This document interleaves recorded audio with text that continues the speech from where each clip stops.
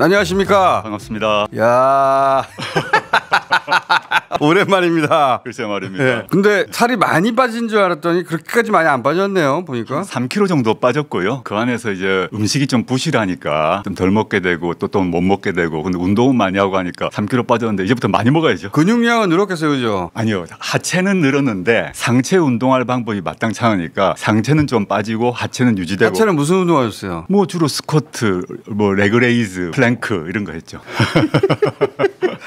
정경심 교수님 건강은 어떠세요? 많이 회복했고요. 병원 치료, 재활, 그다음에 뭐 물리치료 등등 하고 있어가지고 그 안에 있어서보다 많이 좋아진 것 같습니다. 조민 씨 사업은 잘 됩니까? 국내 사업은 이미 궤도에 오른 것 같고요. 그다음에 지금 뭐 태국이나 외국 진출을 모색하느라고 요즘엔 해외 출장이 많은 것 같습니다. 조민 씨는 제가 처음 봤을 때부터 아빠보다 낫죠?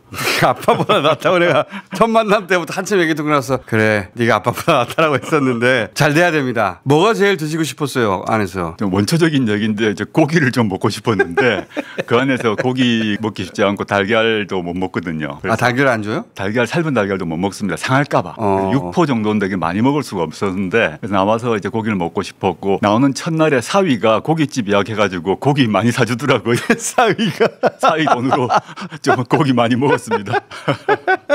아 그게 가족 사진에 올라온 저 그림에 예예예. 네, 제가 올렸는데 저 고깃집인데 네. 사위가 제 나온다고 예약을 해가지고 뭐 고기 먹고 된장찌개 먹고 뭐 그랬습니다. 평상시에 안 드시는 거 드시면 갑자기 배탈 나는데. 배탈은 안 나더라고요.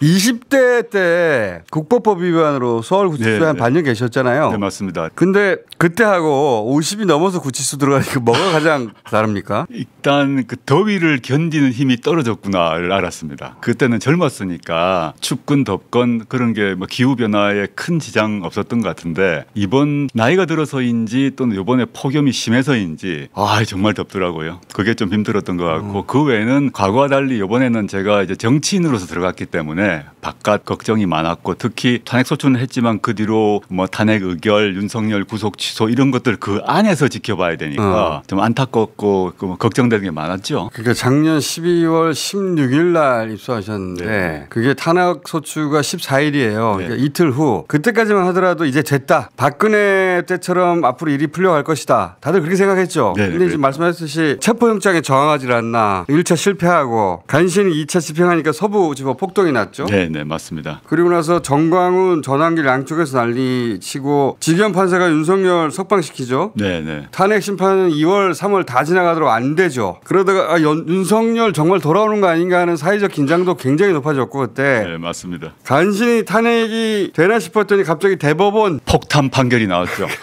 전무후무한 9일 만에 파기 환송이 되질 않나. 한덕수 새벽에 후보 교체되고 암살 위협 때문에 대선 후보가 방탄복 입고 상상할 수 없는 일들의 연속인데 그 뉴스 다 접하셨죠? 다 그 안에서 뭐 신문 방송으로 보았죠. 뭐가 가장 충격적인 뉴스였습니까? 그 안에서 접할 때. 그 여러 가지 중에서 가장 충격적인 것은 대법원에서 갑자기 이재명 후보를 정치적으로 죽이는 판결을 내렸지 않습니까? 시기나 내용 모두에서 정말 저는 대선 개입이다라고 생각하는데 저는 윤석열 탄핵은 무조건 될 거라고 봤습니다. 왜냐하면 이게 법률가 입장에서 각 하나 기각 의견을 쓰는 게 불가능하다고 접했기 때문에 물론 내부 의견 조율 작업이 있어서 늦춰지긴 했지만 탄핵은 될 거라고 봤는데 윤석열이 탄핵되고 났더니 윤석열은 이제 끝났지만 이재명도 같이 날려버리겠다는 판단을 법조 엘리트가 한 거 아닙니까? 그런 거죠. 그러니까 헌법재판소가 윤석열을 날리니 그러면 대법원은 이재명 날리겠다라는 걸 보면서 너무 제가 사실 화도 나고 놀랬죠. 기가 막히더라고요. 법조인들은 아무도 상상 못했더라고요. 아무도 상상 못 불가능한 일이라고 네. 말을 했었는데. 저는 이 문제 추후에 반드시 지금 사실관계를 확인해야 된다 생각하는데 명백한 대선 개입입니다. 그리고 이 문제는 이제 뭐 역설적으로는 우리 국민들이 검찰만 공격을 하고 비판을 했는데 이 대법원의 이재명 당시 이제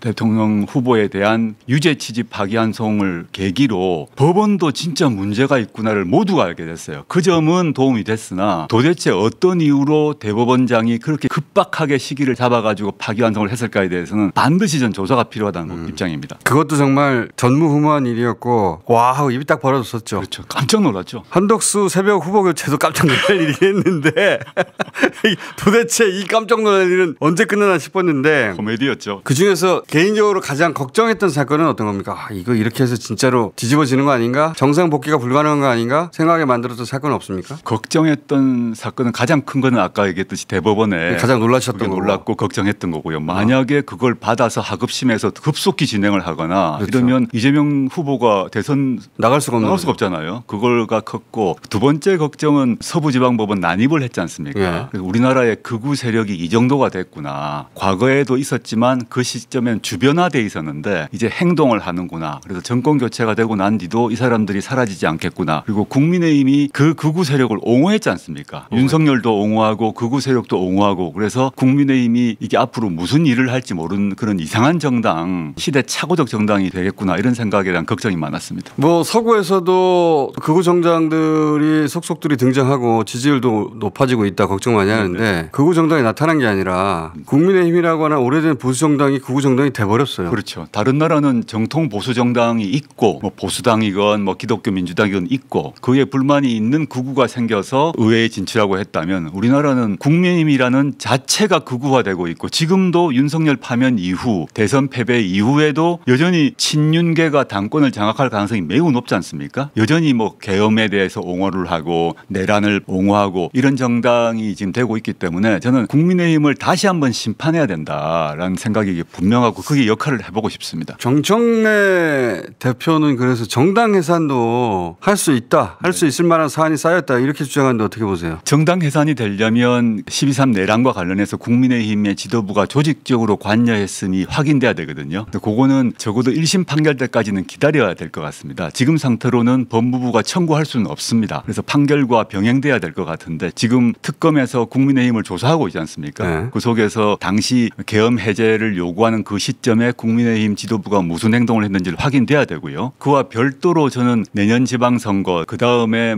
총선 등에서 국민들이 투표로 국민의힘을 끝장을 내줘야 된다. 여전히 내란 이후에도 여전히 극우적 또는 친윤 행동을 하는 정당이 우리나라에 있을 가치가 없다고 저는 생각합니다. 수감대에 계신 동안 가장 기뻤던 사건은 뭡니까? 윤석열 파면이죠. 당장은. 물론 두 번째는 이제 이재명 대통령 당선인데 1차적으로는 윤이 파면됐다. 이게 큰 매듭을 한번 지어지고 그 뒤로는 큰 변수가 없을 거라고 생각했습니다. 그래서 그렇게 가장. 그러니까 윤석열 파면은 이재명 당선과 이꼬르라고 생각하셨구나. 사실상 이꼴이라고 생각했죠. 물론 그 사이에 많은 일들이 있긴 했는데 그때는 몰랐기 때문에. 뭐 지기현 부장판사가 희한한 계산법으로 뭐 석방을 시키질 않나 또 대법원이 막 개입하지 않습니까? 그때부터는 헌법재판소가 아니라 헌법재판소가 파면 결정을 했더니 갑자기 법원이 개입을 해가지고 뒤 흔들어 놓았는데 결국은 국민의 뜻에 따라서 이재명 대통령이 되시고 이재명 정부가 출범한 건 천만다행이죠. 이재명 대통령하고 두 분만의 순간들이 여러 번 있었어요. 들어가시 전에 제가 기사를 한번 되짚어 봤더니 그때 두 분만 알고 있는 얘기도 꽤 나눴을 것 같은데 사면은 될 거라고 예상하셨어요?